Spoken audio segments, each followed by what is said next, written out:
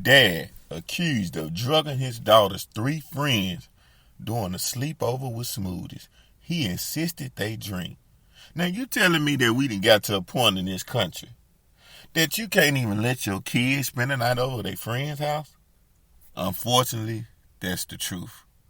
You don't know who's who these days.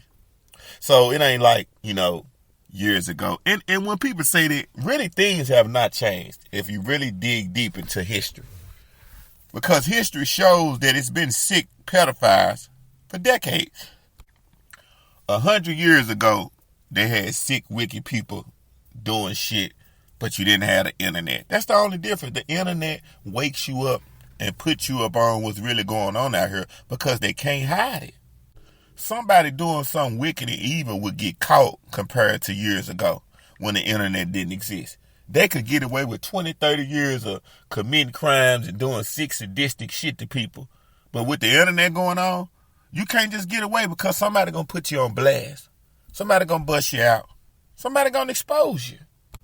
Now this story gonna resonate with a lot of fathers and mothers across the globe who are so easy because they want to go to the club or they want to go jump on some dick, or the man as a single father want to go dive in a lady he just meet, and forgetting the facts of we living in some of the fucked up times that we can live in. Now it's great. Don't get me wrong. This is not to be demotivated. This is not to be stressed and live your life scared. This is just to put people on notice and to save some potential kids. This is what this show is about today.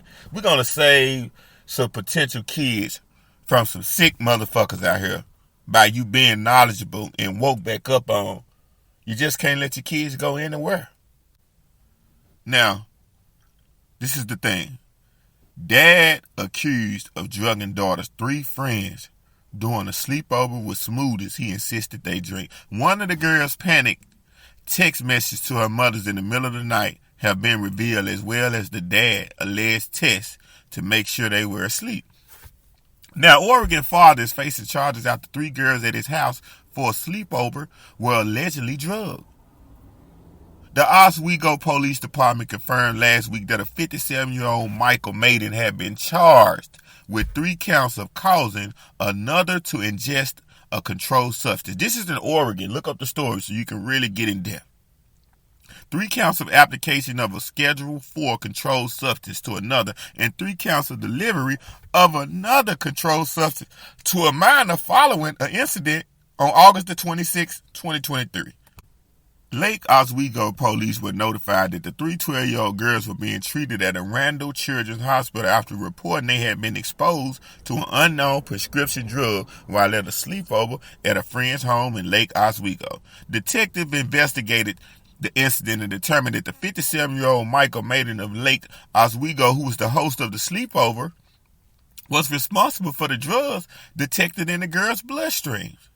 Now, Maiden turned himself into the Clackamas County Jail last week before pleading not guilty during an arraignment and posting a $50,000 bail.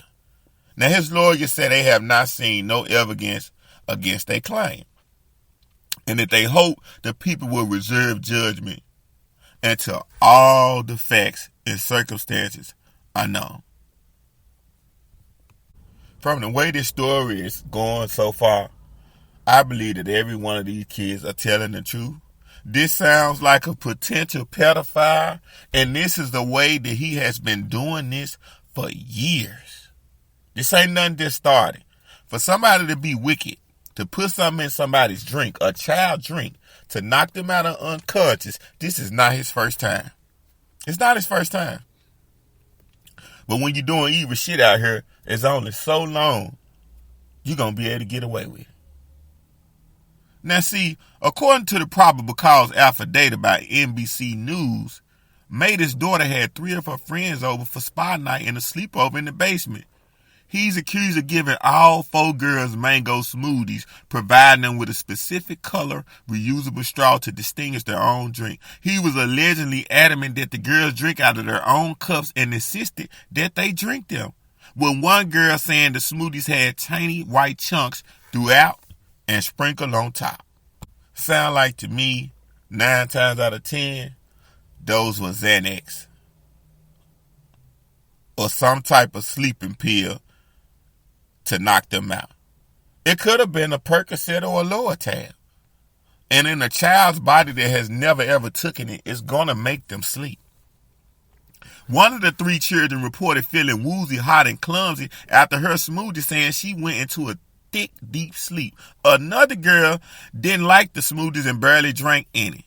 She told the police Manny came downstairs more than once during the night and tried to separate 2 of the girls from each other as they slept.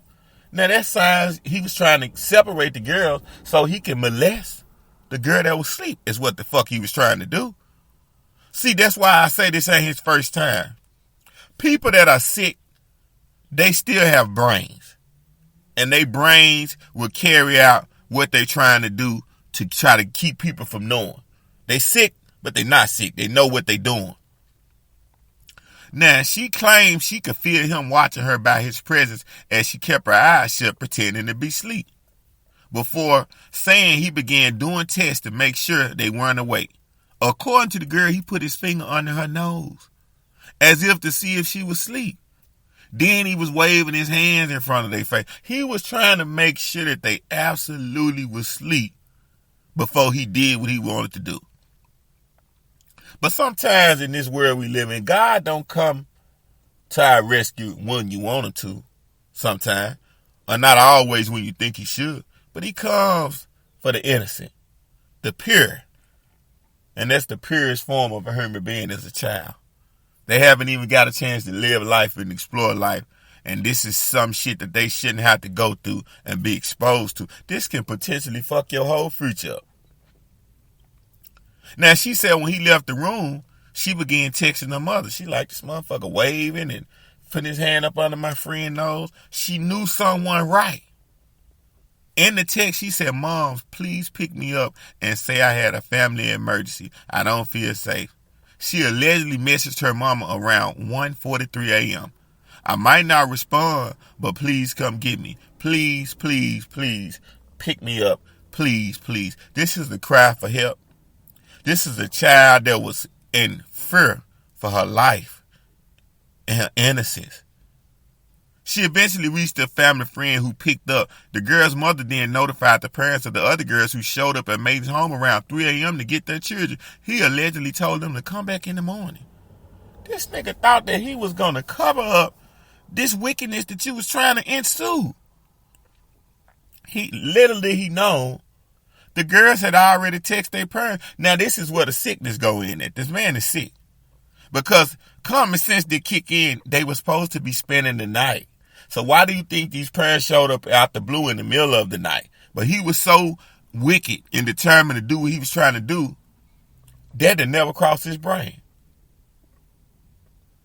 Now, Fox News cited the probable cause affidavit. One of the girls kept asking what happened and couldn't walk, so they took her to the hospital. 12 hours after drinking the smoothie, police said she still walked slowly and used the assistance of her mother. Her eyelids were heavy and she spoke slowly. He could have made these goddamn kids overdose. If I could catch some of you sick child molester motherfuckers before these police catch y'all, boy, you couldn't imagine what I'd do. I can't say it, but you couldn't imagine.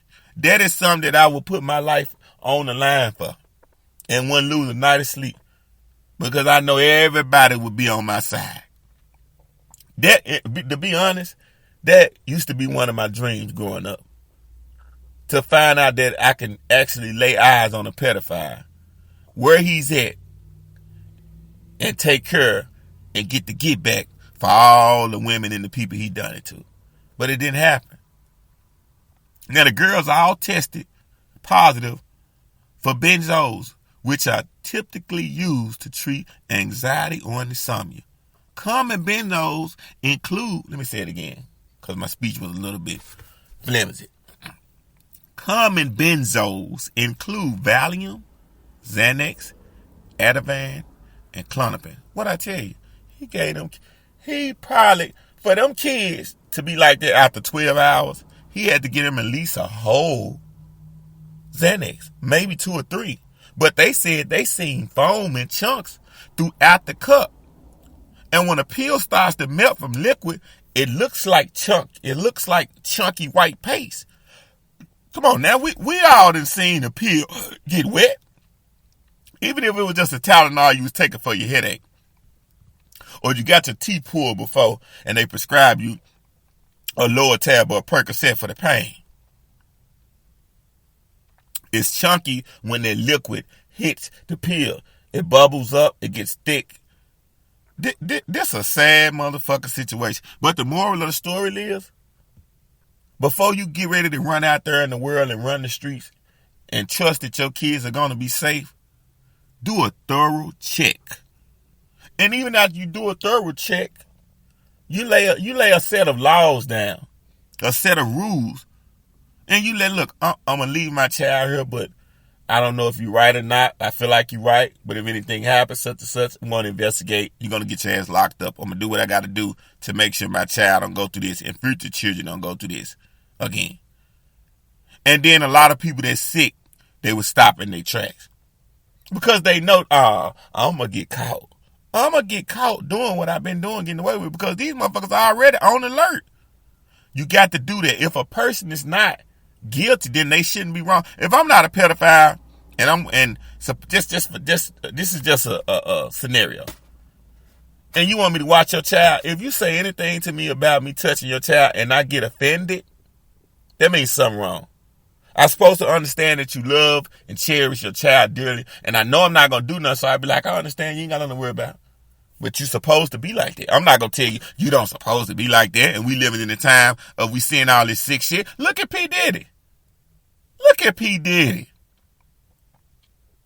Look out throughout the years the videos of him allegedly touching Usher, allegedly touching Justin Bieber, and plenty of people. Calling other grown men daddies like it's normal, and people ignored it for years because he getting money. Fuck how wicked he could be. He getting money, that's P. Diddy. That's why so much shit happens to people, because you overlook somebody that got money that could be wicked. Everybody with money ain't wicked. I'm just saying, they do have people that hide under money and do some of the evilest shit in the world that you can imagine. But just because they got that money, it overshadows who they are, and you miss it. You just tune into another motherfucking episode of Legend of Motherfucking Comic Show. And before you go run out to the club, before you go run out to the bar, before you go take your vacation, before you and your husband go on a cruise, and you trust your kids with your friends' parents, do some investigation. Lay some things out. Most importantly, school and educate and teach your kids of signs and red flags to look for, so they know soon as some start looking funny, they not even in the twist. Let them know. Don't be scared. Tell everybody. Tell the person who they think might be capable of doing something. Look, I feel like you up to something. I'm about to tell my folks. And then tell your folks.